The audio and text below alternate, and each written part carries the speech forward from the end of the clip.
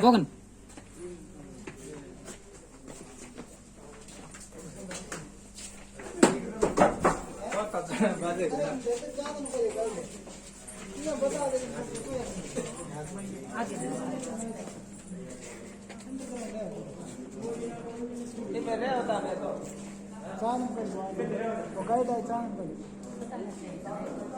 Ekari.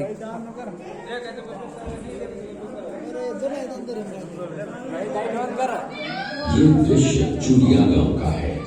ठंडी घनी युद्ध के बाद महाराणा प्रताप अपनी प्रतिज्ञा का पालन करने के लिए वनवासी जीवन व्यतीत करने लगे।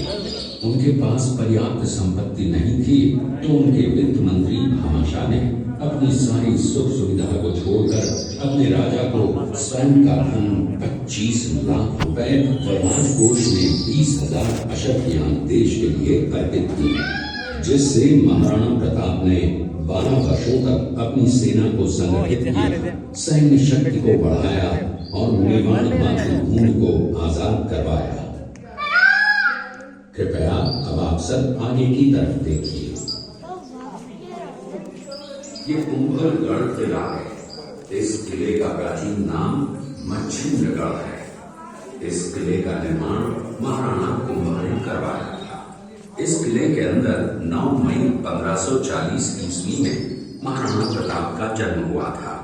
इस किले की ऊंचाई समुद्र तल से 3568 फीट की है।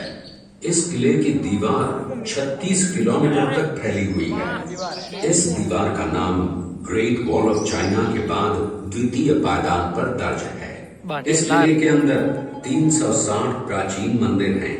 उन मंदिरों में से जग प्रसिद्ध महादेव का मंदिर सबसे प्राचीन है। कुंभलगढ़ किला यहाँ से 65 किलोमीटर की दूरी पर है।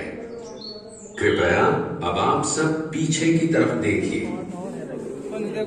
ये दृश्य मेवाड़ की प्राचीन राजधानी चित्तौड़गढ़ का है।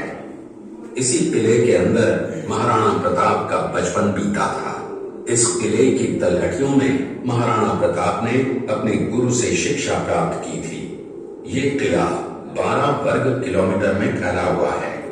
इस किले पर जब भी विदेशी आक्रांताओं ने आक्रमण किया और उस आक्रमण में कोई भी राजा व सैनिक वीर गति को प्राप्त कर लेते, तो उनकी पत्नियां वीरांगनाएं अपने सतीत्व की रक्षा करने के लिए जलती हुई अग्नि में कूद प्राणों को त्याग देती थी, जिसे हम जौहर कहते हैं। चित्तौड़गढ़ में 3 मुख्य बड़े जौहर हुए थे। प्रथम जौहर 1303 ईस्वी में रानी पद्मिनी ने 16,000 स्त्रियों वीरांगनाओं के साथ जौहर किया था, सिर्फ अल्लाउद्दीन खिलजी के कारण। दूसरा जौहर 1535 ईस्वी में दिल्ली के शासक बहादुर शाह के समय में रानी कर्मावती ने वीरांगनाओं के साथ किया। और तीसरा जौहर 1568 ईस्वी में सम्राट अकबर ने चित्तौड़गढ़ पर आक्रमण किया। उसी समय रानी फूलकुंवरी ने 60,000 वीरांगनाओं के साथ जौहर किया। फिर भी सम्राट का मन नहीं भरा। अंत में 30,000 आम लोगों का कत्लेआम करवाना, मौत के घाट उतरवाना, ये सम्राट का वास्तविक चेहरा था। इस किले में देखने योग्य विजय स्तंभ है, कीर्ति स्तंभ, मीरा मंदिर, जैन मंदिर, कालिका माता मंदिर, भामाशाह हवेली, कुंभाश्याम मंदिर, फतेह प्रकाश महल हैं। ये किला यहाँ से 140 किलोमीटर दूरी पर है। ये देखते हुए सभी अतिथि आगे की तरफ चले।